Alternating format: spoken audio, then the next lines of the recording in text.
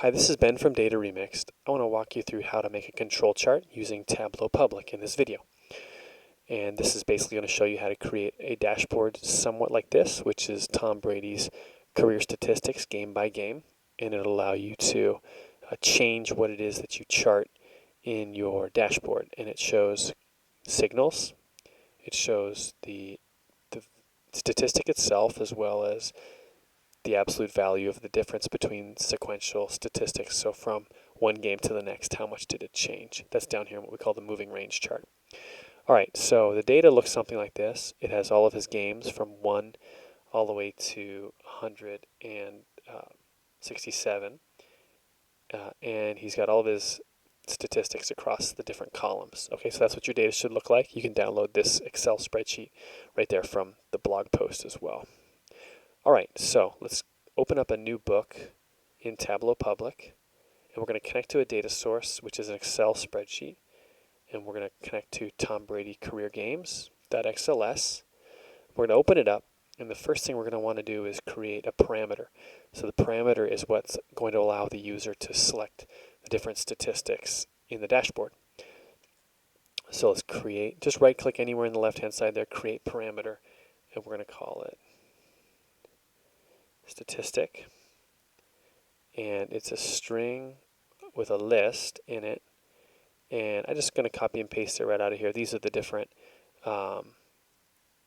statistics that we have in the data set, so we'll just go ahead and paste that in there. Okay, so now what we've got here is a parameter called statistic that we can show, and again, this allows the user to pick a different one. Now we want to link a calculated field to that parameter.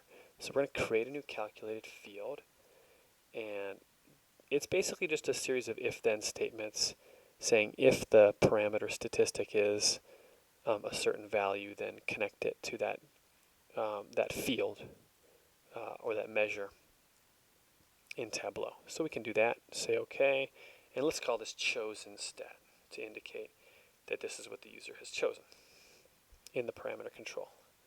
Okay, so there it is. Now what we can do is create a quick little line chart. So we'll put the game in there, and then we'll also show chosen stat right there. And then what we want to do, so here's our line chart. Again, so no statistical parameters or anything like that. What we're going to do next is hold the control key down, drag, and move this over. And we're going to call this a dual axis. Synchronize the axis, okay? And we want to make this multiple mark types. So the first one will be a line, which is great. Actually, let's go ahead and take all the colors out. The first one will be a line, and the second one I want to be a shape, and I chose the circles here, so it actually indicates the data point itself. I'll make it a little bigger than that. Okay, cool. So there it is. There's our line chart.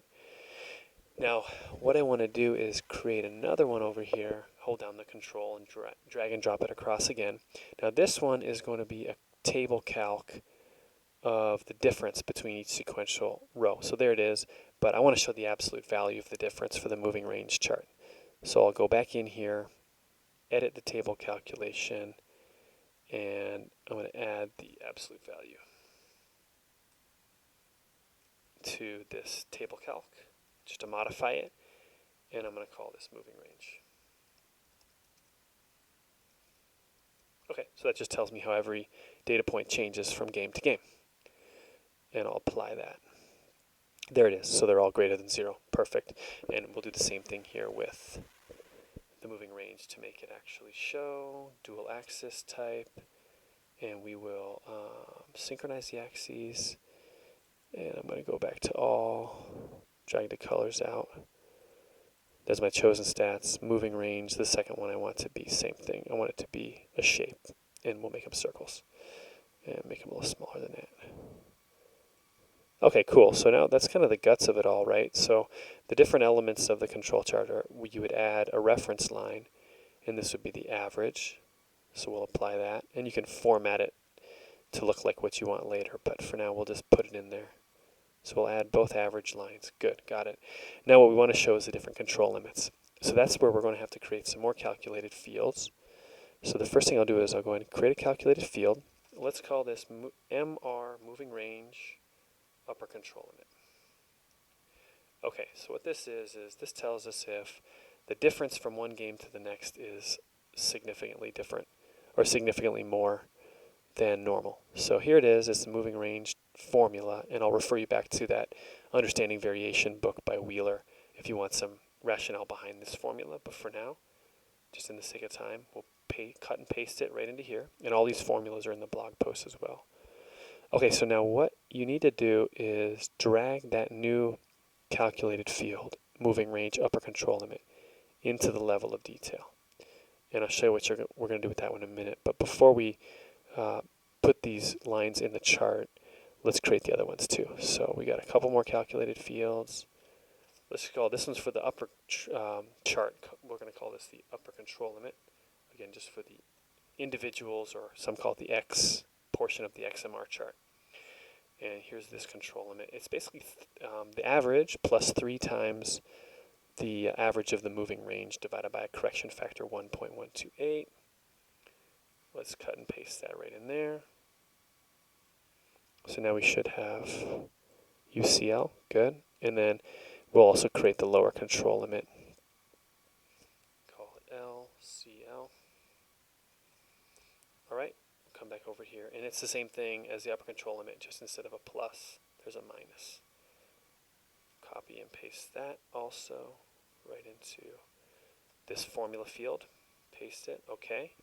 And then we got to make sure we drop it into the level of detail for all of the marks. Okay, now we should be able to go in and add a new reference line, and we're going to have this one be the upper control limit. And for now, we're not going to format it, but there it is. Same thing, let's go in and add now the lower control limit. And then down here in the moving range chart, we'll add the moving range upper control. Okay, cool. So you can see right away that if we look at his yards per game, there's some data points that fall outside of the control limits. Well, that's really nice, but I like to be able to highlight that with a color as well, which Tableau lets me do. So I have to create a new calculated field called signals. So in this case, we'll call this signals. And I also have to create a different calculated field to control the color for the bottom chart. And what that is in this case, the individual's outliers is basically if the value is greater than the control limit, or the window average plus 3 times the moving range divided by 1.128, okay? Or if it's lower than the lower control limit. And that's what this formula captures right here. And again, I'll refer you to Wheeler to have the statistical theory behind that. For now, let's just go ahead and make it. And what I want to do is put this in a specific one. I want to put it in the chosen stat field in the shape one. So what that'll allow me to do is put that right into the color tray, and it should change the color for the ones that are outliers. Great, just like that. Okay, so I want to do another one now, though, for the bottom chart. Let's call this one MR signals for the moving range chart.